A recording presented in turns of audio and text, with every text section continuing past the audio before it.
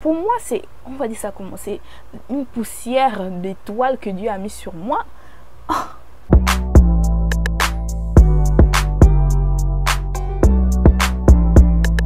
Hello les Barbs, ici Africanly Barbie de retour pour une nouvelle vidéo. Si c'est la première fois que tu tombes sur ma chaîne, bienvenue.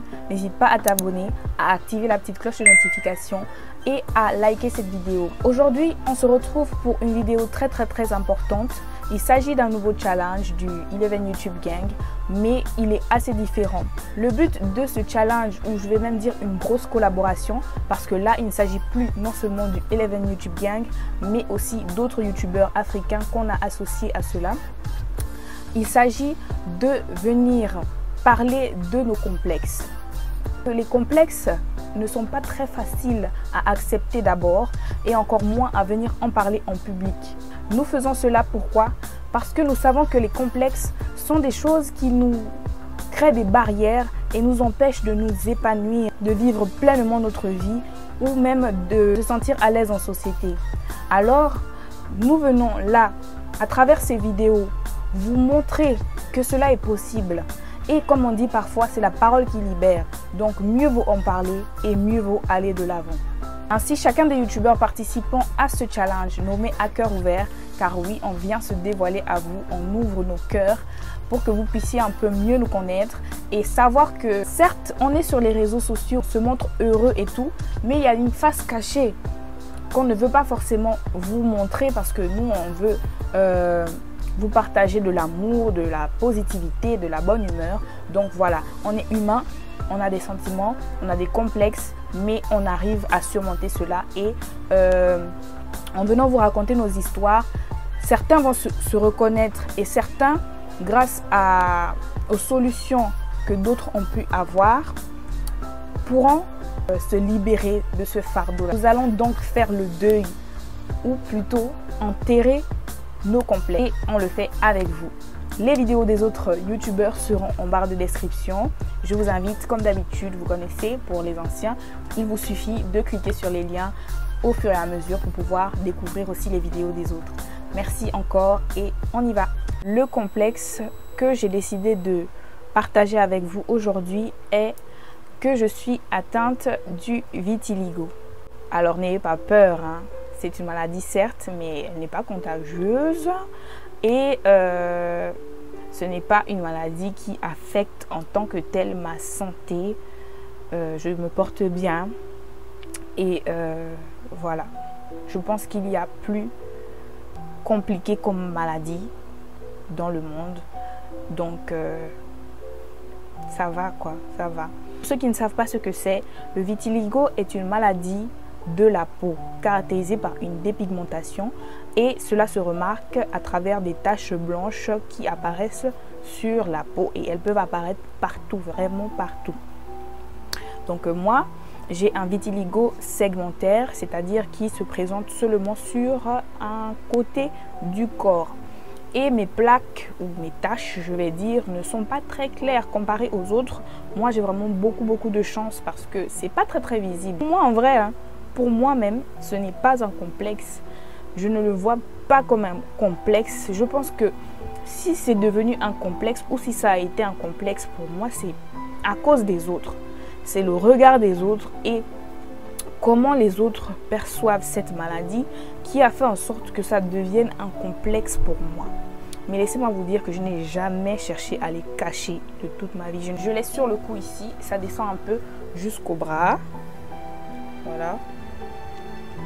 Je l'ai aussi sur la jambe gauche. Mais là-bas, ça ne se voit pas vraiment. C'est vraiment tamisé, s'il faut dire. Pour ceux qui aimeraient avoir un peu plus d'informations, je vous ai laissé en barre de description le lien d'un article qui décrit un peu bien le vitiligo, comment ça apparaît, les différents types de vitiligo parce qu'il y a 4 types. Les chercheurs n'ont pas encore trouvé de cause vraiment racine, mais si vous avez un parent dans votre famille qui est atteint, il y a de fortes chances que l'un de vos enfants l'ait également. Le vitiligo a tendance à s'étendre, ou du moins je vais dire les taches ont tendance à sortir un peu plus et s'étendre un peu plus à cause du stress. Donc il est demandé à nous autres là d'éviter de trop stresser. Pour ceux qui ne savent pas déjà, normalement, je suis née prématurée. Voilà, j'étais à 7 mois à peine. J'ai 3 mois en couveuse. Donc, selon ce que ma mère m'a dit, j'étais très très blanche et on voyait mes veines à travers ma peau. Et quand je suis sortie de l'hôpital, j'avais rien, j'avais pas ces taches-là. Mais elles ont commencé à apparaître en taches noires par contre. Donc elle a pris peur, elle est allée chez un dermatologue et on lui a dit que j'étais encore trop jeune pour faire les tests. Ma peau était encore trop fragile, il fallait attendre. On est retourné chez un dermatologue, je ne sais même plus lequel, quand j'étais un peu plus jeune, parce qu'après c'est devenu tout blanc comme ça. Donc là je vous parle d'abord on va dire des démarches qu'on a essayé de faire avec ma mère pour traiter cela, avant de parler de comment je l'ai vécu.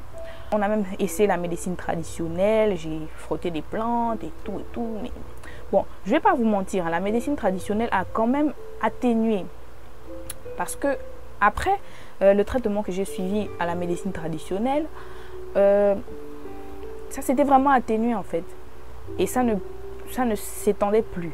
En fait, ça ne s'étendait plus. Après la médecine traditionnelle, moi, j'ai pas voulu encore essayer. Franchement, ça me gazait. Moi-même, personnellement, je n'ai pas de problème avec ça. Je n'ai aucun problème. Ça ne me dérange pas. Même si ça évolue, ça ne me dérange pas parce que c'est déjà moi, ça fait partie de moi. Si je n'ai plus ça, ce n'est plus moi, en fait. Chaque personne est unique. Et pour moi, ça, c'est ma particularité. Hein? Pour moi, c'est, on va dire ça comment, c'est une poussière d'étoiles que Dieu a mis sur moi. Oh! Si jamais les chercheurs trouvent des solutions pour ça, parce qu'il y a des gens qui guérissent de ça, tant mieux. Moi, je veux pas. Ça me dérange pas. Ça me dérange pas.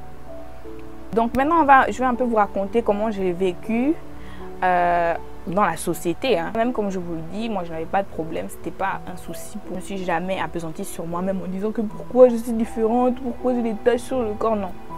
Moi, ça n'a jamais été un problème pour moi, mais c'est le regard des autres. C'est ce que les autres disent de moi qui me dérange en fait. Donc au primaire, je souffrais de moqueries. Et les autres, ils m'appelaient, ils m'ont donné des noms. Hein. Ils m'ont donné des noms bizarres. L'albinos, voilà. On me traitait d'albinos parce que j'étais genre orange. Quand on me giflait, je rougissais. Quand j'étais... Bon, moi, je suis quelqu'un de timide en général, donc je restais souvent beaucoup dans mon coin. Donc, quand on parle de moi, je rougis. Mes poils étaient blancs, mes cheveux étaient roux. Donc, on m'appelait même poil de carotte. On m'appelait la brûlée. J'ai eu plein de noms bizarres, la tomate, l'orange, j'ai eu tous les noms. Et genre, quand tu vois à la récré, là, tout le monde est en train de jouer. Et c'est toi, par exemple, qu'on a décidé de nommer le chat. Voilà, c'est toi le chat, c'est toi qui poursuit tout le monde. Et après, c'est toi, on crie maintenant sur toi, la brûlée, la brûlée, la brûlée.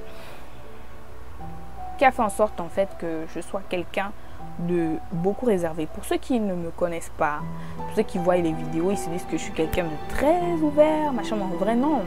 Je suis quelqu'un, je reste beaucoup dans mon coin. Et comme Dieu a dit dans la Bible, je ne sais pas quel verset, mon peuple souffre faute de connaissance.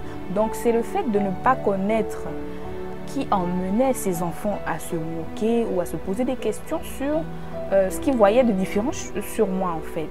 Donc moi je pense que c'est aux parents d'apprendre à leurs enfants à la maison d'arrêter de se moquer des différences des autres ou d'arrêter tout simplement de se moquer des autres parce que ça crée des frustrations, ça crée de la timidité et ça peut créer aussi des dépressions. Pour quelqu'un qui n'est pas comme moi, qui ne s'en fout pas, bah, la personne elle va passer son temps à pleurer à la maison. Mais moi, j'ai eu cette grâce-là, ne pas être impactée par ça. Donc, en dehors des moqueries des enfants à l'école, je souffre actuellement même des moqueries, même des grandes personnes en fait. Surtout quand je vais au marché, par exemple, à la gare routière, il y a des Nigériens là. Oh, toi là, on vous dit d'arrêter le kwanza. Regarde comment ta peau est devenue. Alors que mon frère, wesh, c'est pas le kwanza, je suis comme ça. Oh, regarde-moi celle-là, tu ne te laves pas bien, tu as la date. Moi, je rigole parce que je me dis, il ne connaît pas, il ne sait pas. Donc c'est la même chose pour les grandes personnes comme les enfants. Le peuple souffre faute de connaissances, on ne connaît pas. Et en fait, c'est à peine il y a 5 ans peut-être que ici au Gabon, il y a eu une association de personnes qui ont le vitiligo, qui s'appelle Vitrum ou Vitrium, un truc comme ça. En tout cas, je vais vous écrire ça quelque part et je vous mettrai le lien de la page Facebook. Moi, je n'ai jamais vu ça à la télé. Même la journée nationale, la journée internationale du vitiligo, ça passait là, je ne savais même pas. C'est ça, on ne communique pas assez sur certains sujets, ce qui fait en sorte que beaucoup de personnes sont ignorantes. Et voilà comment elles se retrouvent à nous embêter. Donc moi, quand on se moque de moi comme ça, moi je rigole parce que je m'en fous, je ne prends pas ça à cœur parce que la personne ne connaît pas en fait. Quand je suis grande là par exemple, face sans les enfants, maman Grâce, tu as quoi? Maman Grâce, pourquoi tu es comme ça? Oh, je dis souvent, mais je suis née comme ça. La meilleure des choses à faire, c'est d'informer et de sensibiliser les gens sur les différences, qu'il faut savoir accepter les autres tels qu'ils sont et ne pas se moquer d'eux. Une chose aussi que j'ai failli oublier de raconter, quand j'étais en première, j'ai participé à un concours de modèle photo, voilà, en 2011, voilà. Et une chose qui m'a beaucoup choquée, c'est lorsqu'il fallait défiler et tout, on nous préparait, la personne qui me maquillait m'a carrément camouflé mes taches. Elle a mis du fond de teint dessus et je pense que c'est la seule chose, c'est la première fois que j'ai eu quand même mal par rapport à ça en fait. Et je me suis dit que peut-être on ne m'a pas choisi à cause de ça. Parce que je suis quand même arrivée en demi-finale. Elle m'a mis le fond de teint bien partout. J'ai dit, ah, donc attends, peut-être si on ne m'a pas choisi en fait, c'est à cause de ça. Et là, je vous assure, c'est la première fois que j'ai eu mal par rapport à ça. Et depuis ce jour, j'ai même plus voulu essayer un jour des trucs de modèle, photos et autres. Et après, c'est là où il y a Winnie Harlow et d'autres mannequins qui sont sortis. Et c'est surtout Winnie Harlow qui a donné le déclic en fait. Parce qu'après ça, après elle, on a vu que beaucoup de modèles, beaucoup de mannequins avec du vitiligo se sont fait connaître après, se sont fait accepter, je vais dire. Parce que le monde du mannequinat, c'est un monde où vraiment tout était toujours carré, une certaine taille, un certain poids, un certain type de couleur de peau et tout. Mais vraiment, Winnie Harlow est venue nous ouvrir les portes de ce métier. Aujourd'hui, je suis modèle photo. Mes tâches ne sont plus camouflées. Au contraire, même j'ai travaillé avec une marque qui m'a choisi à cause de ça, en fait. S'il y a quelque chose que j'ai à dire à une personne qui souffre du vitiligo, ma chère ou mon cher, aime-toi tel que tu es. Comme je l'ai dit, on n'est pas tous identiques. Tu es unique, c'est ça qui fait ta particularité en fait. Ne t'empêche pas de vivre à cause d'un complexe. Sache que tu peux être tout ce que tu veux, tu peux faire tout ce que tu veux tant que tu as la motivation et que tu travailles dur, honnêtement. Regarde aujourd'hui Axel Merrill, il a le vitiligo, mais il vit de sa passion, il fait ce qu'il aime. Et ce n'est pas à cause de ça qu'il va arrêter. Parce que ça ne va pas changer qui il est. Il sera toujours Axel Merrill. On va toujours regarder ses vidéos, on va toujours aimer ce qu'il fait. Parce que il est bon, c'est tout. Donc voilà les gars, nous sommes arrivés au terme de notre vidéo. J'espère qu'elle vous a plu. N'oubliez pas d'aller regarder les vidéos des autres participants qui sont en barre de description. Et on se dit à très prochainement pour de nouvelles vidéos. Bisous les gars.